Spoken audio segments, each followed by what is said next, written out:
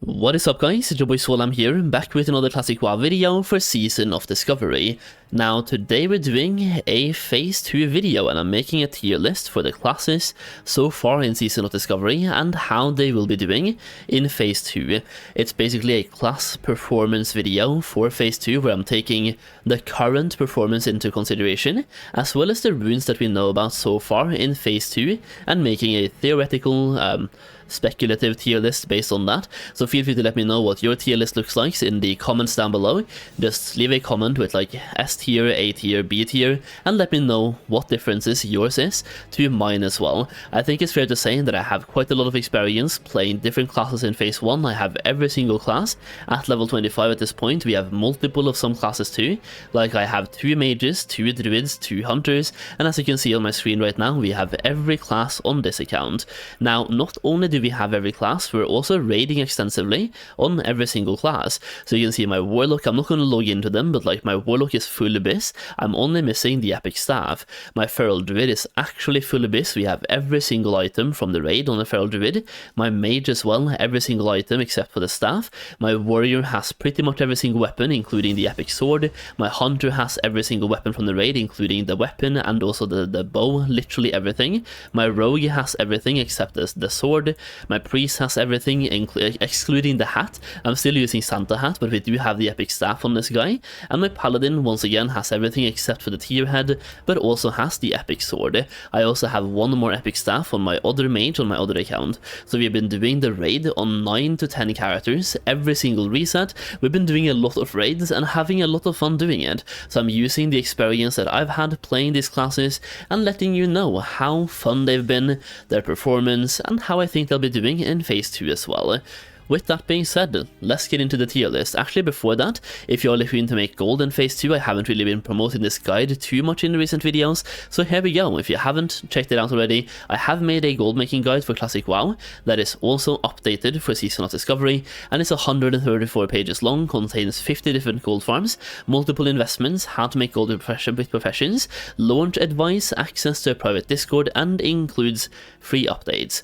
In addition to that, I'm doing a video series for Phase 2 where I'm covering how to make gold in Phase 2 that I'm giving you guys early access to in that Discord server. So when you buy the guide, you get access to that Discord server where you once again get access to early access videos where I'm doing a gold making video series for Phase 2 that is going to be available very soon, like before Phase 2 comes out. So you can check that out in early access. The link to that will be down below.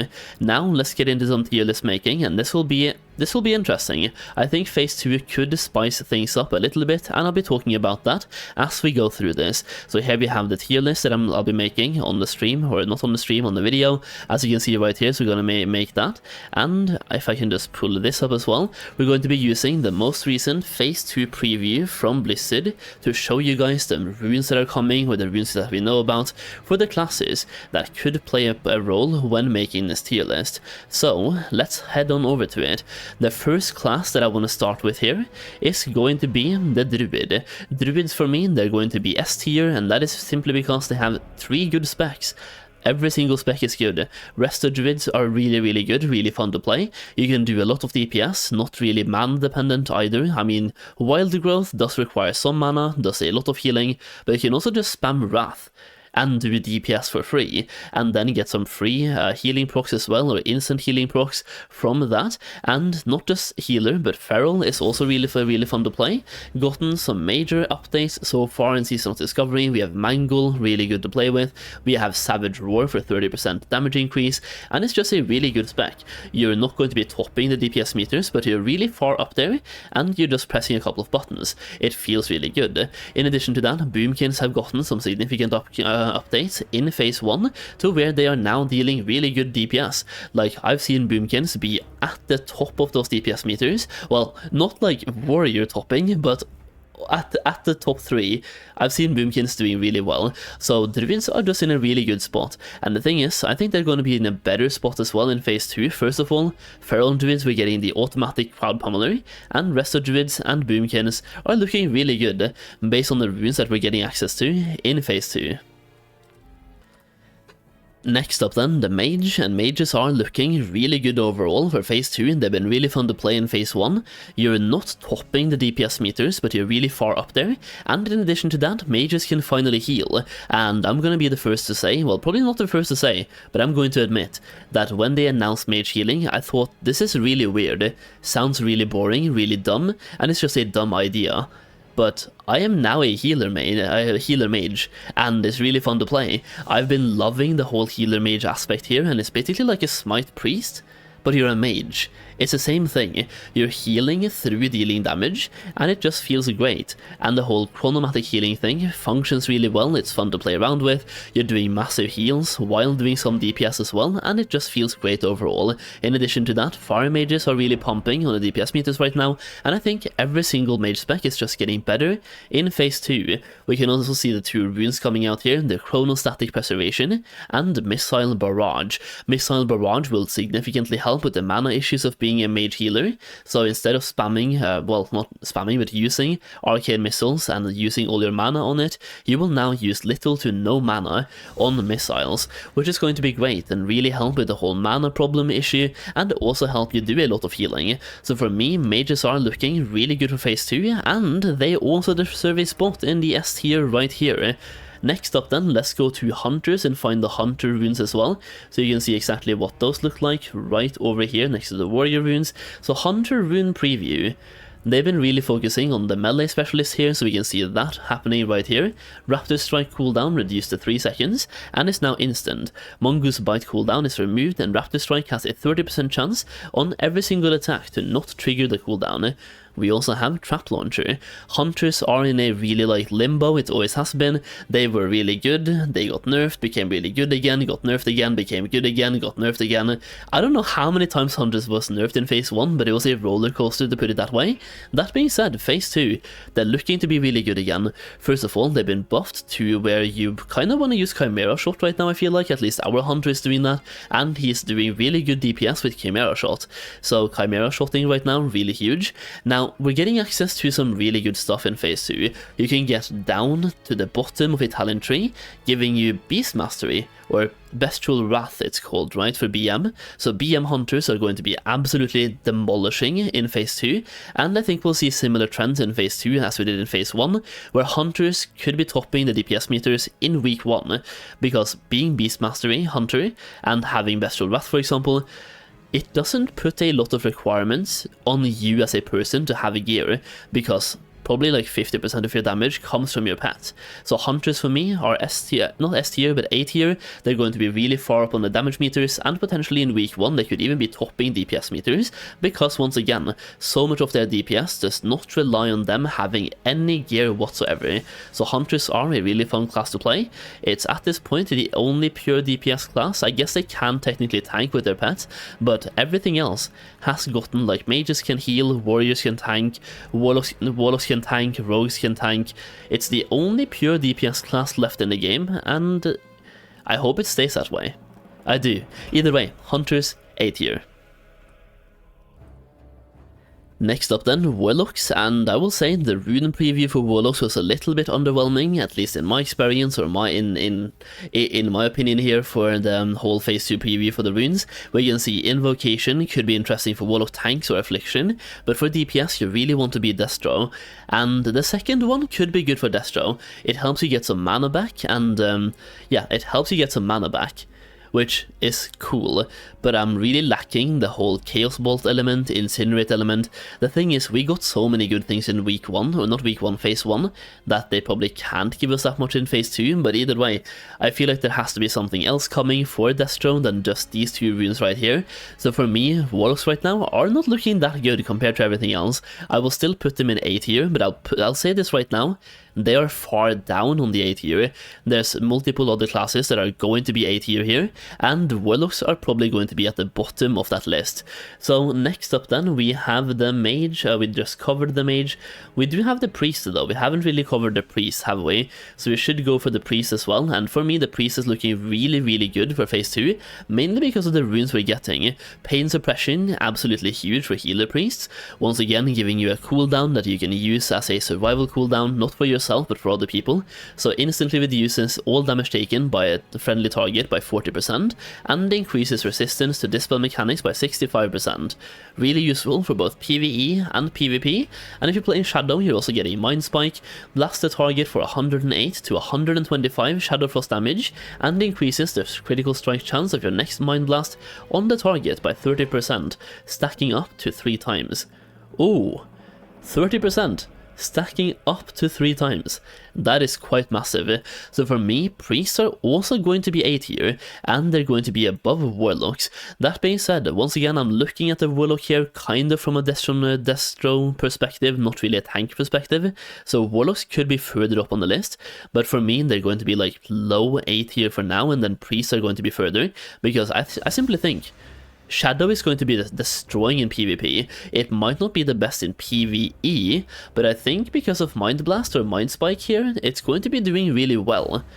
It's probably not topping the DPS meters, but it's going to get a significant boost, and through all the talents we're getting in Phase 2 as well, it's getting more of a boost as well, and then it's going to be destroying in PvP. That's going to be really, really good. Next up then, we have the Shaman. Now Shamans, they're getting access to Maelstrom Weapon in Phase 2, as you can see right here. When you deal damage with a melee attack, you have a chance to reduce the cast time of your next Lightning Bolt, Chain Lightning, Lesser Healing Wave, Chain Heal or Lava Burst spell by 20%. This stacks up to 5 times, giving you an instant cast. Then we have Spirit of the Alpha, which is basically the opposite of Blessing of Salvation, right? So instead of reducing their threat, you can increase their threat in this case. Really interesting there, could be really useful in certain scenarios, and especially if you have 2 tanks, could be really, really huge. Either way, there we go. And Maelstrom Weapon is looking really good. Shamans are already going to be destroying a little bit in Phase 2. You're getting access to so many more abilities, and not just abilities, but talents that are really vital to your gameplay. So for me, Shamans, they're looking really good for Phase 2. I'm really hesitant to put them into S tier, but I'm going to put them into the high A tier, and I will say that early on it will look like this. Later on I think it will look more like Hunters being number 2. So Shamans will probably start being behind Hunters, because once again Hunters don't have the same gear requirements, but Shamans will catch up really fast and surpass them. Eventually Shamans could even go into the S tier, but for now I'm going to put them into the high A tier on my list. Next up then, let's go to the Paladin and check out the Paladin runes as well. That's all the way at the start of this video. So we have the Paladin rune abilities. We have Sheet of Light. Dealing damage with your melee weapon increases your spell power by an amount equal to 30% of your attack power for 1 minute. In addition, your critical healing spells heal the target for 60% of the healed amount over 12 seconds. Then we have every time you hit a target with your melee weapon, you gain 5% of your maximum mana per 3 seconds for 15 seconds, but the amount healed by your Flash of Light, Holy Light, and Holy Shock spells is reduced by 50% during this mana regeneration. Really, really good. Both of them could be useful in different scenarios, really useful for Holy Paladins, but even Ret and Protection Paladins. Anyone struggling with mana can have a use of at least the last one, but even both of them could be interesting for several different specs. So for me, Paladins are looking really good. That being said, it's going to be the only class for now that is going to be lower than S and A tier, and I'll tell you why. In Phase 1, I only saw one Holy Paladin and he quit in week 2, and I saw a bunch of Retribution Paladins in week 1, week 2 and week 3. What happened over time was that every single Ret Paladin that I knew swapped to a Warrior. Literally, they started being Ret Paladin because Divine Storm sounded really, really cool, and then they realized they were still not even close to being better than a Warrior. And then Warriors just popped off, and Ret Paladins swapped back to their Warrior main. Warrior main. Like, I feel like many Warrior mains went Retribution Paladins because they saw them topping DPS meters in week 1, when Warriors, they're really not topping DPS until they have the gear to top DPS. And in week 1, everyone needs a gear, right? So Warriors were not really doing that well, compared to Paladins who could go in with Veridan's Fist and just demolish everything. So Ret Paladins haven't really seen them that much after the initial launch. Holy Paladins have barely even seen them at all. Prot Paladins I see all over the place. So Paladins are not bad. It's just that I feel like for healers there's better choices, for DPS there's better choices, but they're really good tanks. But even then, if we don't have to bubble, we even have better tank options. Like Warlock tanks are doing really well, Rogue tanks are doing really well, Warrior tanks are doing really well. If there's no bubble mechanic, like the reason why I love Paladins in BFD is that they can bubble off the stacks on Akumai. So if there's no bubble mechanics in phase 2, like in Nomer, like there's nothing you have to use bubble for, then the whole necessity for having a Paladin tank kind of goes away. That being said, every raid probably wants to have one Paladin for the blessings, and we're getting increased, like enhanced blessings in phase 2. I don't know how long they will last, but we have something, I don't know where it was, but somewhere in the preview here, there's something about enhanced blessings. Yeah, dungeon updates. So you can see right here, Testament of Enhanced Blessings. That could mean the blessings last 10 minutes, 20 minutes, 30 minutes. I'm betting it's 30 minutes for the enhanced blessings. So if your reasoning for not playing a Paladin is not buffing people every 5 minutes, at least that goes away now. So Paladins would be better, it's a big quality of life upgrade, but still Paladin is going to be the only class for me personally that is B tier. Now then, let's talk about warriors and rogues. Let's start this off with the warrior. You can see both the new runes, well, the preview runes right here. I'm betting there's multiple runes coming as well.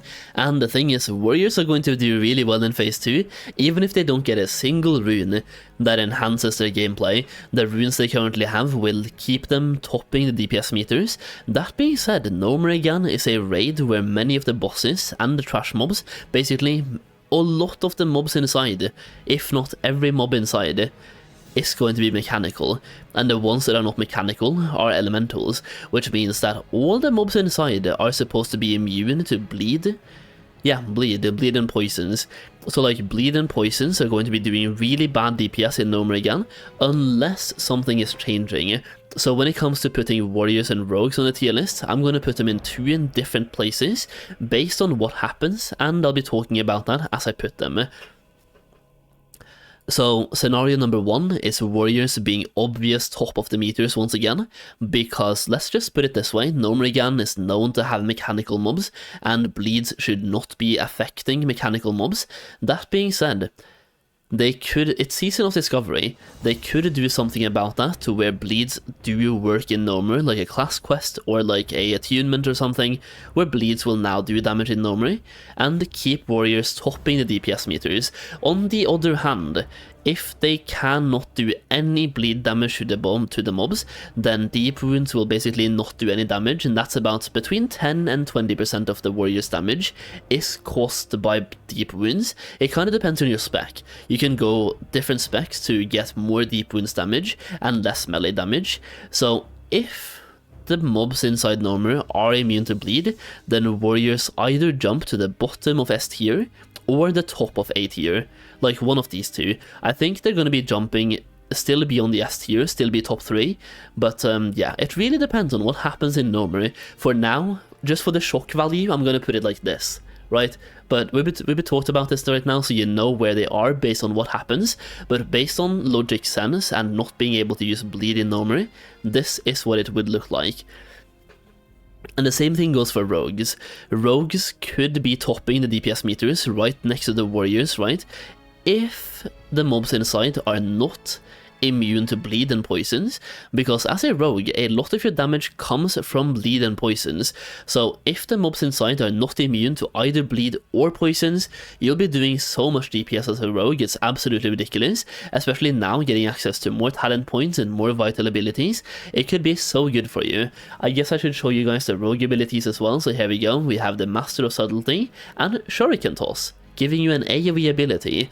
So rogues could be topping, but once again, if the mobs inside Nomer are immune to bleed and poisons, then rogues will either jump down here, so like the bottom of S tier, or the top of A tier. The whole like list could look something like this if the mobs inside Nomer are not available for bleed damage, like are actually immune to bleed damage. It's really going to be interesting to see what it looks like in phase 2, but so far, based on how they look like right now for phase 2 and my personal enjoyment of the class in phase 1 and their overall performance in phase 1, I think I'm happy with this list. I don't want to give any class C or D tier because they're all really fun to play and they're all performing really good. The only one that gets a B tier from me is the Paladin. Either way, once again, let me know what your list looks like in the comments down below. I would be very interested to see how wrong I am or how different our list can be. So once again, let me know in the comments down below. That's pretty much what I have for you today, just a speculative tier list plus giving my thoughts on the classes so far. If you enjoyed the video, leave a like down below. And of course, if you want more Season of Discovery content, click that subscribe button as well. As always, thank you so much for watching, and I'll see you again very soon.